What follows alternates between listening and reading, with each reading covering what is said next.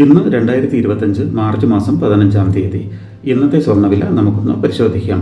ഇന്ന് ഗ്രാമിന് 10 രൂപയും പവന് 80 രൂപയുടെയും കുറവ് രേഖപ്പെടുത്തി. 1 ഗ്രാം 22 കാരറ്റ് സ്വർണത്തിന് 8,220 രൂപയും 8 ഗ്രാം അഥവാ പവന് 65,760 രൂപയുമാണ് കേരളത്തിലെ ഇന്നത്തെ സ്വർണ്ണവില.